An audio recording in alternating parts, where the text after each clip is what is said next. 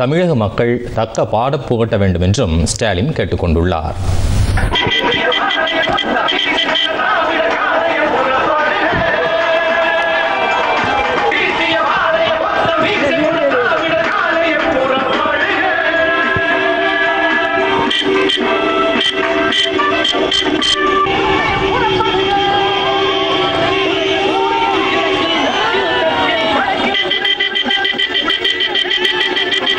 திமுக வேட்பாளர் நந்தகோபாலகிருஷ்ணனை ஆதரித்து கடலூரில் மு.க. ஸ்டாலின் நேற்று தீவிர பிரச்சாரம் செய்தார். பாதிரிக்குப்பம், வரக்கால்பட்டு, கடைவீதி, நெல்லிக்குப்பம், பட்டாம்பாக்கம் உள்ளிட்ட இடங்களில் வாக்கு சேகரித்த ஸ்டாலின் பண்ருட்டி, கடாம்புலியூர், வடலூர், மந்தாரக்குப்பம், விருத்தாச்சலம் உள்ளிட்ட இடங்களில் மக்களை சந்தித்து திமுகவுக்கு ஆதரவு திரட்டினார். வடலூரில் ஸ்டாலின் உரையை கேட்க மக்கள் வெள்ளமென திரண்டு வந்திருந்தனர். தொடர்ந்து நேற்றிரவு பெண்ணாடத்தில் நடைபெற்ற தேர்தல் பிரச்சார கூட்டத்தில் ஸ்டாலின் உரையாற்றினார். அப்போது பேசிய அவர் பாஜகவையும் அதன் பிரதமர் வேட்பாளர் நரேந்திர மோடியையும் கடுமையாக விமர்சித்தார். தமிழக மக்களுக்கு திமுக எதுவும் செய்யவில்லை என மோடி பேசியிருப்பதை கண்டித்த ஸ்டாலின் அவரது ஆட்சியில் குஜராத் மாநிலம் பல்வேறு துறைகளில் பின்தங்கிவிட்டதை பட்டியலிட்டு சுட்டிக்காட்டினார். திராவிட முன்னேற்றக் கழகம் மக்களுக்கு எதுவும் செய்யவில்லை என்று ஜெயலலிதாவை போல அவரும் ஒரு குற்றச்சாட்டை இன்றைக்கு எடுத்து வைத்திருக்கிறார். அந்த குற்றச்சாட்டை எடுத்து வைத்திருக்கக்கூடிய பாரதிய ஜனதா கட்சியினுடைய தலைவராக, அந்த கட்சியினுடைய வேட்பாளராக அறிவிக்கப்பட்டிருக்கக்கூடிய மதிப்பிற்குரிய மோடி அவர்களுடைய கவனத்திற்கு நான் ஒன்றை கொண்டு வர விரும்புகிறேன்.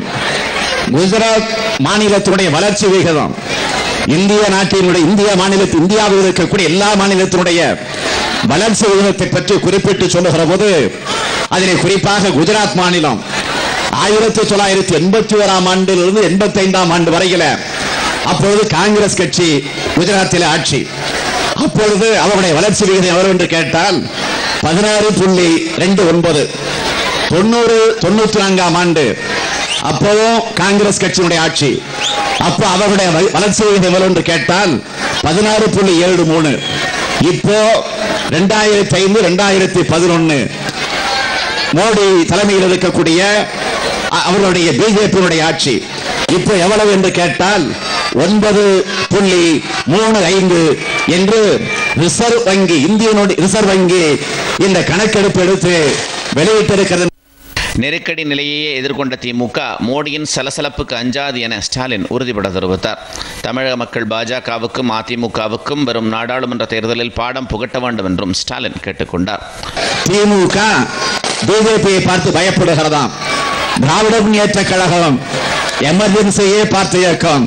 இந்த பணங்காட்டு நெறி திமுக, இந்த சலசலப்புக்கெல்லாம் என்றைக்கும் திமுக அஞ்சாது. திராவிட முன்னேற்ற கழகம் 1975ஆம் ஆண்டு இந்தியாவிலே கொண்டு வரப்பட்ட நெருக்கடி நிலை. அப்போ 75ல நாம் ஆட்சியில் இருக்கிறோம். 76ஆம் ஆண்டு இந்த பிரச்சனை வருகிறது. அப்படி வந்த நேரத்தில் அப்போது இந்திரா காந்தி அவர்கள் தலைவர் கலைஞரிடத்தில் தூதுவர்களை அனுப்பினார்கள். நான் கொண்டு வந்திருக்கக்கூடிய எமர்ஜென்சியை நீங்கள் ஆதரிக்க வேண்டாம், ஆனால் எதிர்க்கக்கூடாது. அப்படி எதிர்த்தால் உங்கள் ஆட்சி கவிழ்க்கப்படும் என்று அச்சுறுத்தப்பட்டார்கள். அச்சுறுத்தப்பட்ட போது தலைவர் கலைஞர் அவர்கள் வந்த தூதுவரிடத்தில் என்ன சொல்லி அனுப்பினார் தெரியுமா? நான் தந்தை பெரியார், பேரறிஞர் அண்ணா அவர்களால் வளர்க்கப்பட்டவன். எனவே ஆட்சி அல்ல, என் உயிரே போனாலும் நெருக்கடி நிலையை நான் ஆதரிக்க மாட்டேன் என்று வந்த தூதுவர்களை சொல்லி அனுப்பிவிட்டு அதற்கு பிறகு கடற்கரையில லட்சக்கணக்கான மக்களை ஒன்று திரட்டி அன்றைக்கு நெருக்கடி நிலையை எதிர்த்து தீர்மானம் போட்டோம். அப்படி தீர்மானம் போட்ட காரணத்தால் திமுக ஆட்சி கலைக்கப்பட்டது. 500க்கு மேற்பட்டவர்கள் அன்றைக்கு விசா கைதிகளாக சிறைச்சாலைகள் அடைக்கப்பட்டார்கள்.